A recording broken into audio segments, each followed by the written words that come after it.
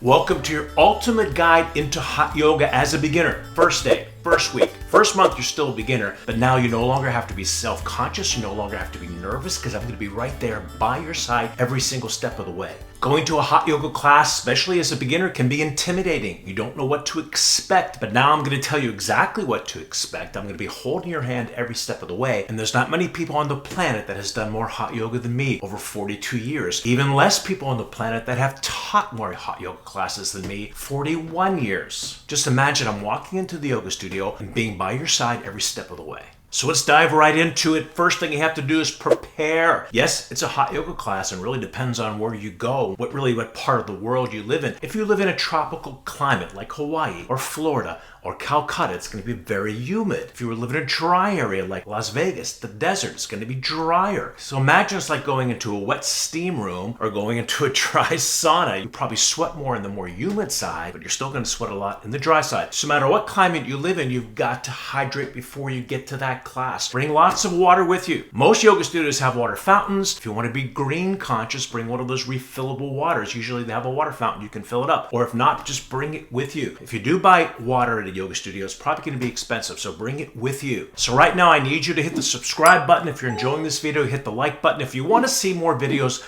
anything about hot yoga, then make sure you subscribe and hit the notification bell. You get notified when I post a new video. What to wear? If you're a man, you could wear running shorts, you can wear a t-shirt. A lot of times men don't even use t-shirts because it's so hot in there. Running shorts are fine. But if you want to wear a t-shirt, you're not going to be out of place. That's for sure. Women usually wear more fitted yoga clothes. There's one company, I don't have an affiliate with them. They're named after Lulu Fruit. I won't mention their name. It could be expensive. You might want to go to Target until you really get into it. And the same thing with the yoga mat. You could go to Target and get a very inexpensive yoga mat until you find that you're really into it. Once you find that you're really into it, then you may want to upgrade it. But my favorite mat is Manduka. Now you're coming into the yoga studio. Let the teacher know that you're new. Who you calling a beginner?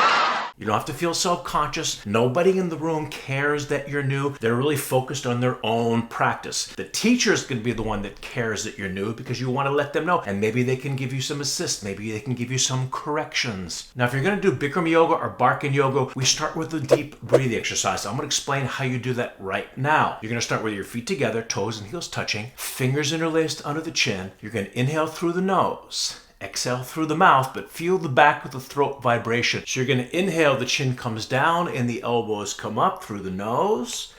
Exhale, the head drops back and the elbows come together in front of you. Let me show you it again.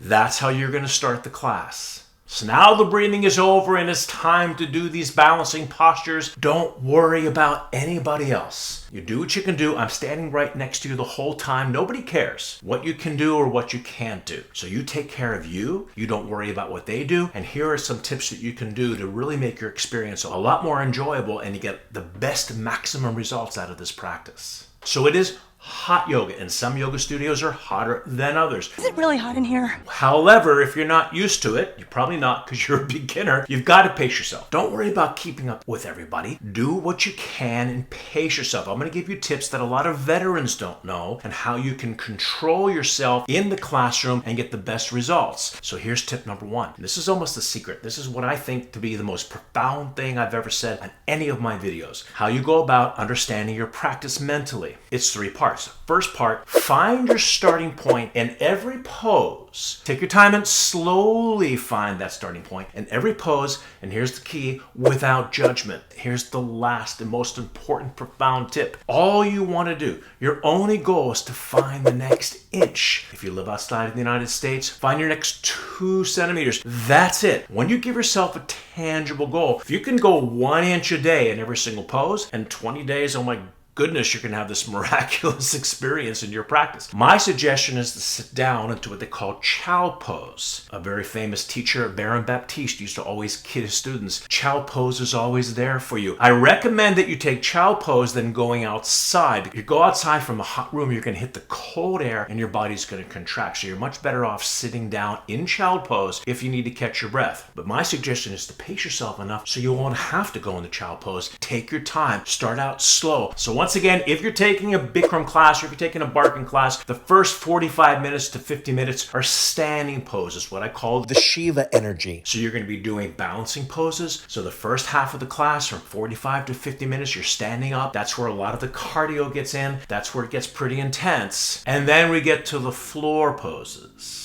So the second half of the class, we are on the floor. We start with a posture that's called Shavasana. Bikram calls it savasana, which means dead man's or corpse pose. And you want to lay there as still as you possibly can. And this is a very profound position and it's hard to do. It's hard to really lay there still, physically, definitely mentally. So you're laying what we call Shavasana, and you're recovering from the standing poses. And by laying nice and still, the blood, the oxygen begins to flow into the body. What we call in yoga the nadis. These are physical and ethereal channels or conduits. So all this circulation and energy is flowing inside of you. It is the most nourishing thing the body can sustain. So lay there nice and still. Take advantage of this recovery time, but don't just think it's recovery time, because this is really where the benefit completes. So you have that understanding. And it's a wonderful understanding about Shavasana. And then in the Barkan world, we do a series of hip opening poses. And then we move into more back strengthening series. In Bikram and in Barkan, we do the Cobra, Locust, Full Locust, Bow. These are back strengthening positions that we do because the spine is the key area and the main focus in not just hot yoga, but in most styles of asana practice or the yogic postures where we open the spine, we strengthen it, we stretch it, we balance the spine. We even call standing poses in Sanskrit dandayamana, which means the extension of the spine or the extension of the staff. The danda represents the stick or the staff, and it's represented by the spine. And after about 35 to 45 minutes of the floor poses, the class is over and we go into the final Shavasana, which I consider to be